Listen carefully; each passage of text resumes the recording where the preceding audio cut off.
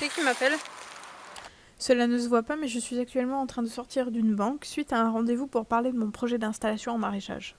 Allô? Oui, c'est moi, bonjour. Est-ce que je suis disponible demain? Bah oui, pas de souci, à 14 h pour un entretien collectif, pas de problème. Ouais, ok, bah écoutez, pas de souci, on se retrouve demain, pas de problème. C'est bizarre, j'ai pas souvenir d'avoir postulé à un truc comme ça. On dirait le nom d'une assurance. On verra bien demain.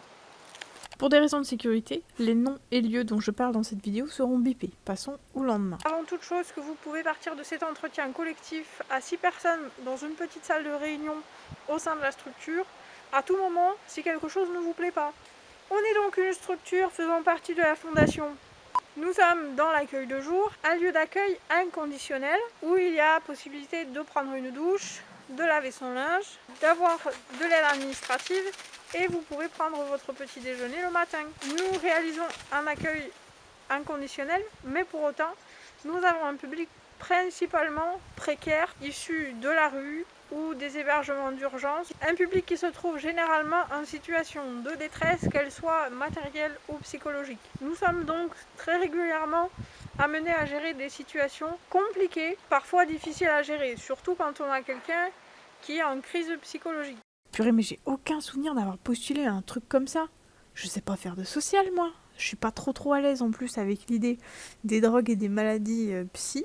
Le poste à pourvoir est donc un poste d'accueil, un poste où vous êtes en charge de la bonne tenue du lieu, des différents services forcément, et surtout et principalement de l'accueil des personnes. Si ça vous convient jusque-là, je vous laisse vous présenter chacun votre tour. Oui, bonjour, moi c'est... J'habite à... Et je suis travailleuse sociale. J'ai plein de diplômes dans le social. J'ai travaillé dans un foyer pour handicapés mentaux et moteurs.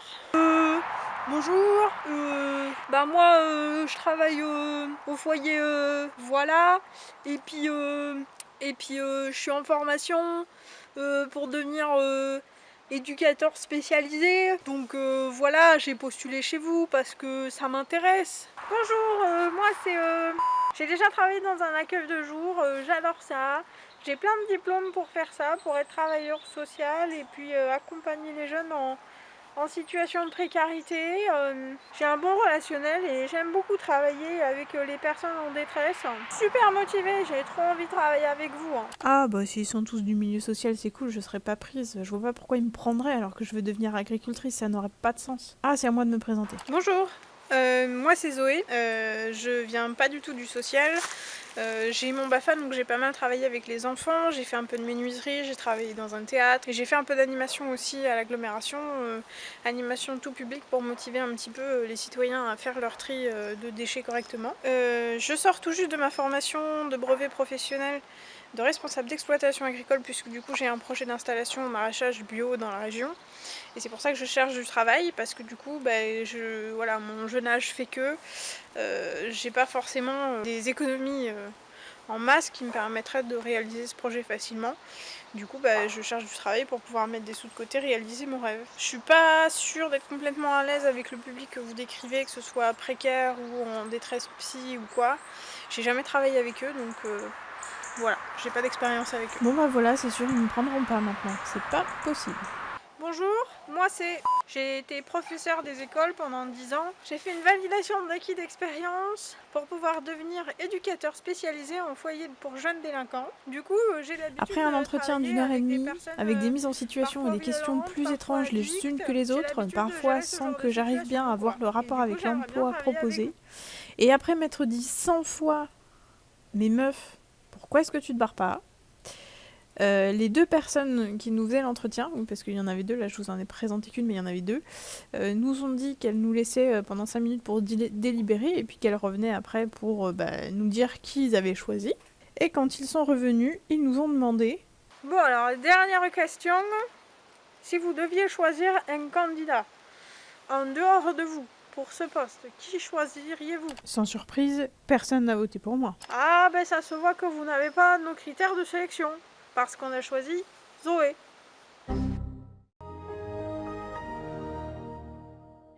Bon ben voilà, après cet entretien qui doit être le plus bizarre et le plus malaisant de toute ma vie, j'ai trouvé du travail.